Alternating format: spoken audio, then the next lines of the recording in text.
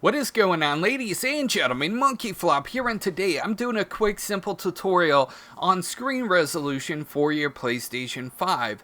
Does your screen look bland? Do the colors just look like yuck? Like, it shouldn't look like this. This is a PlayStation 5. It should look beautiful.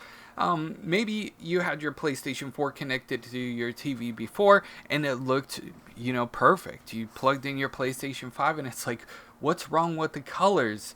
Or maybe on your TV screen it looks just fine, but if you're recording on a separate device, it may look like this as well. Well, the issue is actually, if you go into settings, you go into screen and video, it's the HDR. The HDR, if your device is not support HDR, then you might want to change it. Now, me personally, it was on when supported, and that's fine because the issue that I personally was having was my TV has HDR, but Elgato doesn't support it for whatever reason, or at least my version of Elgato doesn't support it. So there was my issue. I'm going to turn it off real quick and I'm going to show you how it looks with it off. And that honestly fixed the issue that I was having with the colors looking so bland, looking so like what is this? The colors on the screen now look so much better. It looks so much more crisp and they pop the way that they're supposed to. So depending on what your TV is capable of, make sure that you have the correct settings on there. I'm going to go through the settings really quickly just to briefly overview them. Now, I personally have a 4K TV that has, I think, 120 frames per second and HDR capable. If I'm just playing on my screen, then I want to make sure that the resolution is set either to automatic or 4K resolution. 4K video transfer rate, I automatically have this on all the time. These are just my personal settings. HDR, if I'm not recording from Elgato, then I will have it on or on when supported. But unfortunately, Elgato doesn't support HDR, at least the version that I have. So you want to make sure that that's turned off.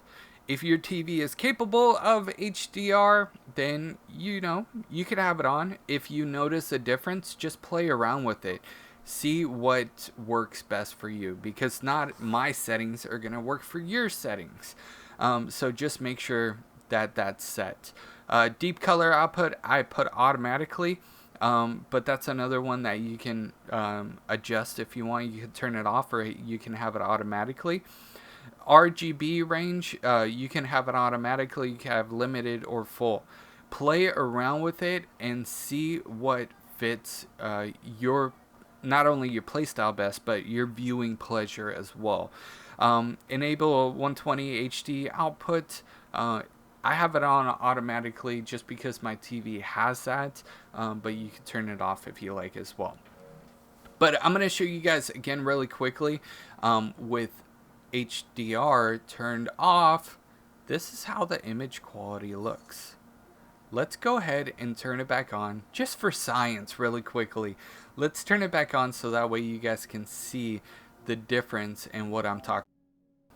So let's go back to the home menu because that's where it's most noticeable, and you can see that the colors are washed up, the colors are bland, and there's an issue with the colors on the screen.